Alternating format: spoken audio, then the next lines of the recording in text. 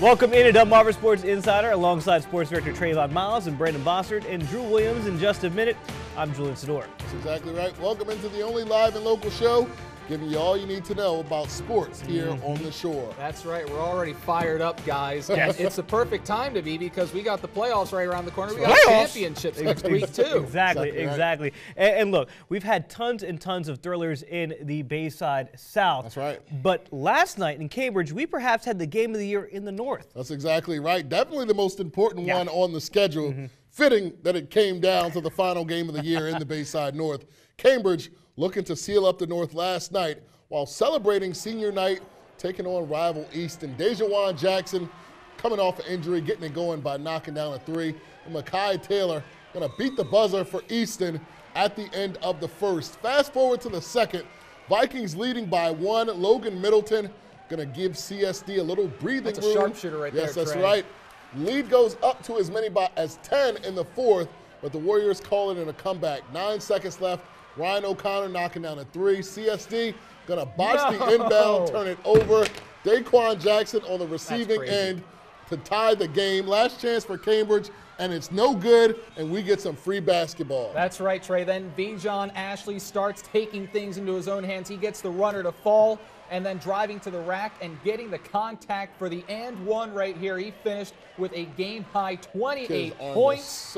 With the win, Cambridge seizes the North with a 73-65 dub over Easton. The Vikings will battle with Y-High Tuesday for the Bayside crown. I'm just trying to get the win. However I can get it, that's how I go get it. It feels great. I don't know how to explain this feeling. It feels awesome. It's great. You know exactly how it happens every year. You know what happened last year, Keyshawn's three-pointer. You know, when we went to overtime, we stayed calm. We prepared for this all week, so we knew Easton was like, even though we're number one, they weren't going to take us lightly. And, you know, it's a great way to end senior night and end of regular season. And you know what? I have to give credit where credit is due. Trayvon Miles, you called this. You called them that once they took control of the North, that they would not relinquish it to Kent Island. And that's happened. The real question is how legitimate is this team right here? Yeah, well, I think it's fitting that, like I said, it came down to the last game of the year. How funny is it that Kent Island was in the driver's seat all year long, and now they actually lost to Queen Anne's tonight? Yeah, so completely fell apart toward the end of the year. They fell apart at the end of the year. Right. But I said it on Twitter, you just cannot replace what Marty Bailey, the coach, has as far as experience goes. He's won championships at Easton, and of course he brought that to Cambridge now, and it shows with that team and as well as they've been playing down the stretch. Absolutely, and congratulations to Cambridge, first of all. I mean, to be able to come out in the North and take out Kent Island twice like they did and take control of the North. But now we look forward to the Bayside Championship against Y-High, and you know we know the starting five for Y-High. Do you look past that though? Do you just got to chalk that up as what it is and look towards playoffs? Yeah, pretty much. I'm not gonna say that. Cambridge, show up. Show up. We want to see games.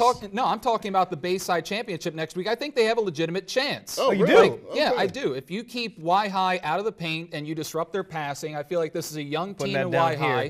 They're very well coached. You know, but I feel like get the flu next week. How often did Y-High face a tough challenge this year in a close game?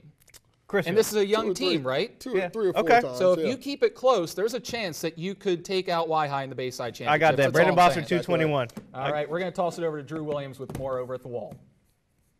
Thanks, guys. Well, we'll start off with the game we had tonight in Snow Hill, with the Eagles trying to have some late-season success and perhaps pull off an upset against Pocomoke. Snow Hill starting to get things going early. Peyton Wallace is going to get the pass, and he's going to finish through some tough defense. Eagles starting to feel it early. Cyan Anderson's adding on as well. He drives straight to the hoop and gets it to fall. Snow Hill opens up the game on a 9-3 run, but Pocomoke starting to wake up. Jahari Ennie's going to connect with Nigel Houston on the alley-oop dunk, and then picking up a huge rejection on the other end. Why not? The ball's going to find Keyshawn Robinson out in transition. He gets the easy bucket. Big point lead coming up for the Warriors as they get it all the way up to a 10-point lead and adding. It's Robinson again, soaring to the rim. Nigel Houston, he's there for a little janitorial work. The Eagles still not giving in. Ira Baines is going to kick it over to Shaquan Williams. He knocks down the jumper. Then Skylar Blank's going to be left open in the corner. He buries the three. 5-point game, but the Warriors, they close this thing out. De'Aaron Jones is just going to hit a little floater and gives the Warriors the 67-60 win. As one of the team captains, I'm just telling them, keep our heads up. Going into halftime, we're only up 2, but going into the third quarter, we just amped up the defense, told them keep our heads, keep playing. If we let the other crowd get in our heads, we get off our game. So if we stay on our stuff, play D, we'll come out on top every time. And Parkside taking on Colonel Tuesday, down double digits in the fourth, but they had this man, Marcus Yarns, leading the way. He drives and finishes off the glass. Rams getting 2 within 7. Colonel thought this put things away. Rakai Jones from the corner, and then it's going to be Jones yet again connecting from the deep 3. Puts the ball in the basket. Colonel looking pretty good at this point, but not so fast. Ja'Kai Spence, he's going to drive and cash in for 2 more. And then, of course, more Yarns. This time going with the pump fake, driving baseline. He's going to spin and get it to fall. You can feel the electricity growing with every bucket in this gym, but another guy for Colonel, Deontay Dickerson's going to miss the reverse. Jayshwan Jackson, Wilson Green, he's going to clean up the mess. Parkside down by 1. Marcus Yarns would lay this one in under a minute to play. The Rams faithful, they loving it. Colonel down 1, 10 seconds to go. Dickerson gives it to the freshman Cameron Lake, and he's going to knock down the 3. Colonel by 2 with 8 seconds left. One last chance for Parkside. They got a chance. Yarns is going to drive, but he gets fouled. So he's going to go to the line with a chance to tie things up. First shot. It's good. Pressure's on now. Within 1 for the second. Well, this time just comes up ever so short. Yarns finishes with 26 points, an amazing performance for him. The Rams come up just short. I didn't think it was going to come to me. I thought it was going to get a foul or whatever. Like, I just didn't think it was going to happen. When I went through that moment, it was just hoping to go in so we could win the game.